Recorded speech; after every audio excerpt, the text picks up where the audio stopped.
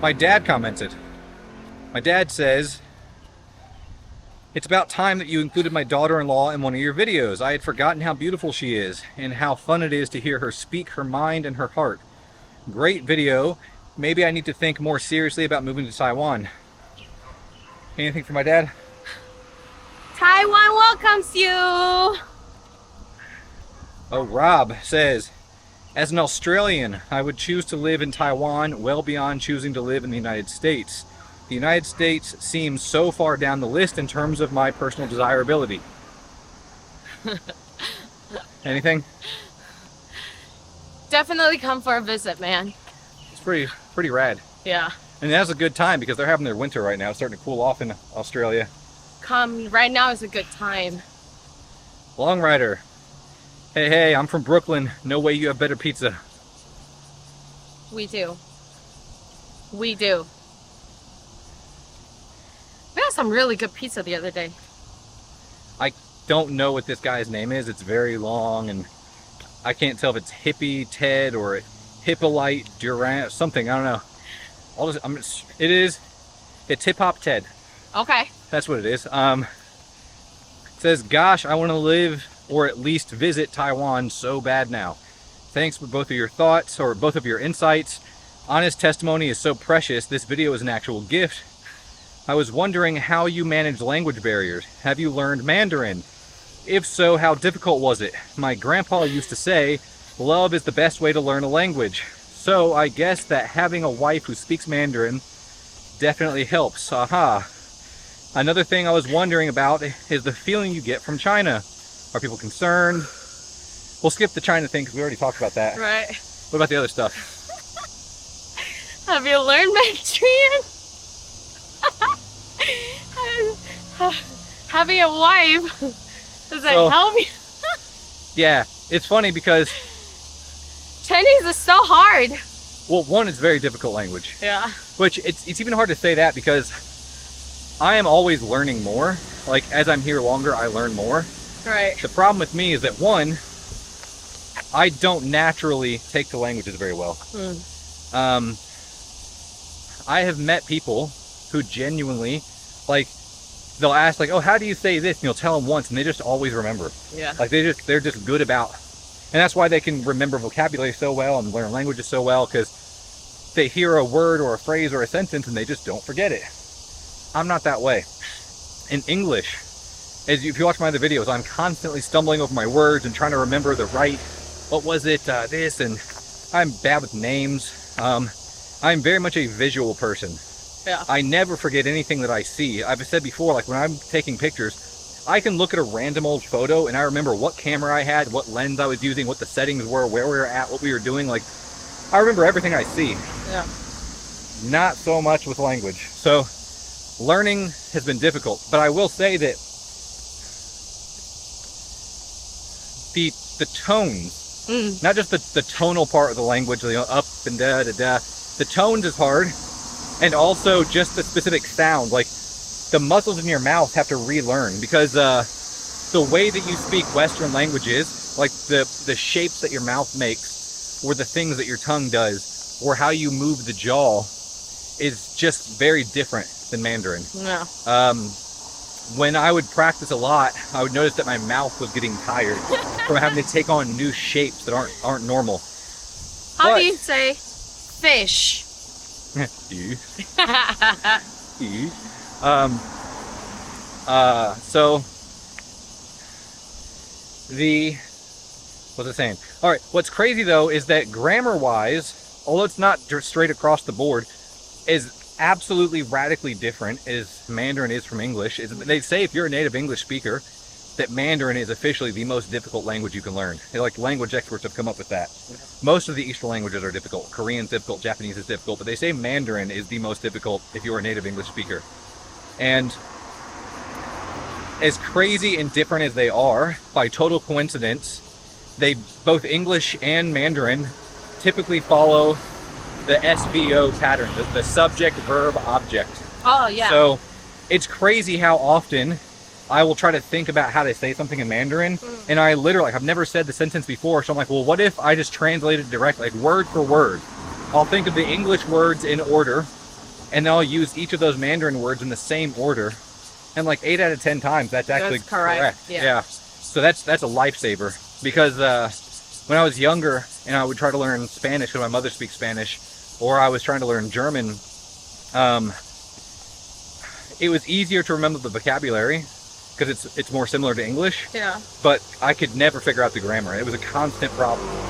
German is also hard because you have the feminine, masculine, and neutral. Yeah, all that stuff. That's the other thing is with Mandarin, is as many things that are very difficult about Mandarin.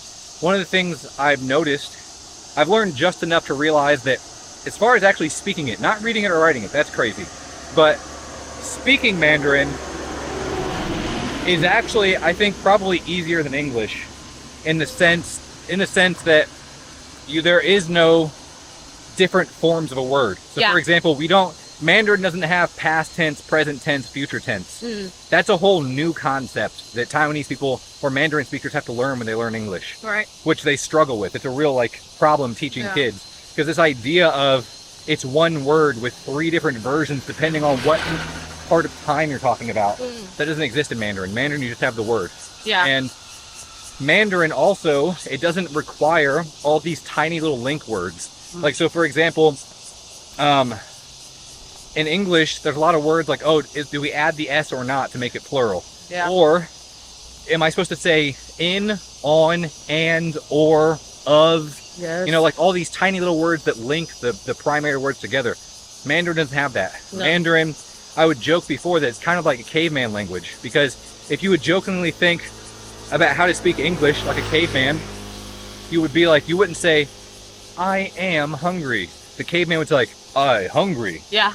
And that's how Mandarin is. You literally say the Right. words I hungry. 我饿了. Yeah.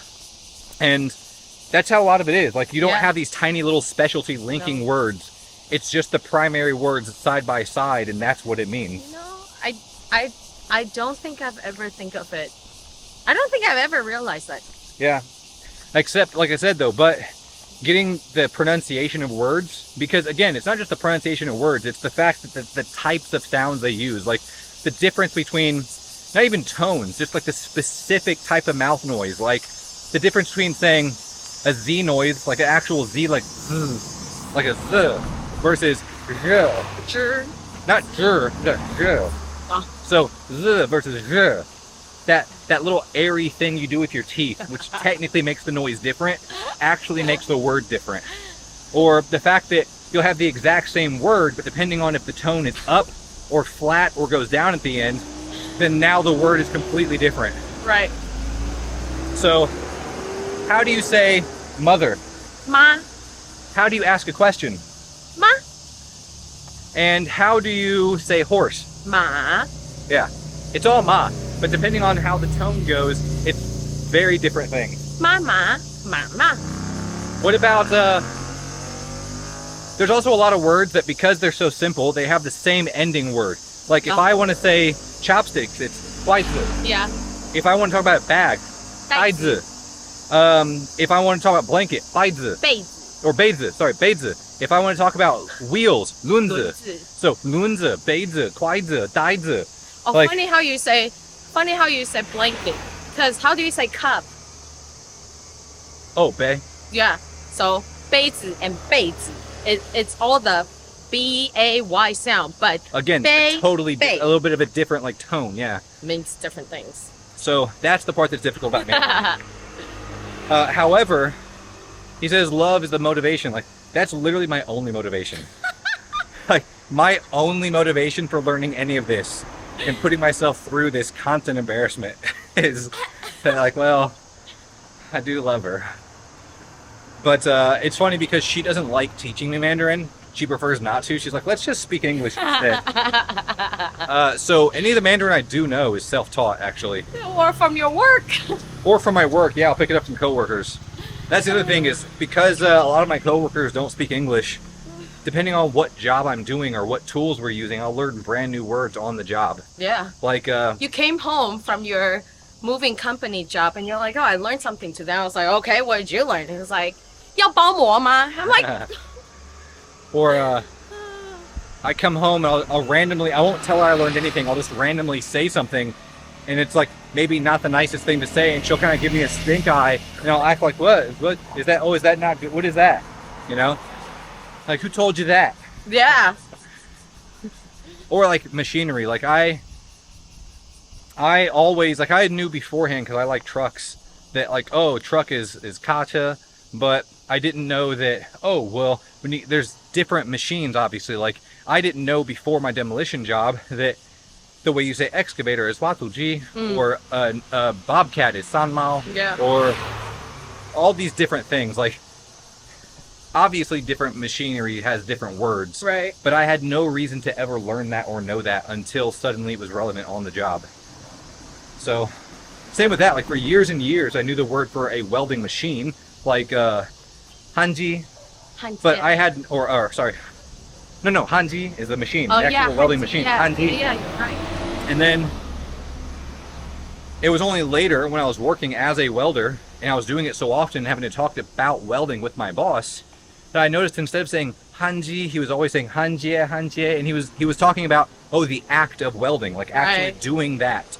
When you are welding something, it's hanjie, versus the actual machine itself is hanji, which is the other thing. Ji is just machine. Yeah. So an airplane translates literally to flying machine. Feiji. So feiji, everything, any type of machine that does anything. Watuji is the excavator. Feiji. Yeah, everything. If it's a machine You of have some Ji. type, it's just a word to identify it, and then G for Yeah. that machine. Yeah. So again, it can be initially confusing because you're learning, because everything is some type of G, but once you remember the differences, it kind of makes it easier because they're all so similar. You Right. just have to remember the first word that's different. So yeah, there's that. I don't speak very well, but it's enough to get by. You know enough to pick me up. Yeah. I mean, that's not much, but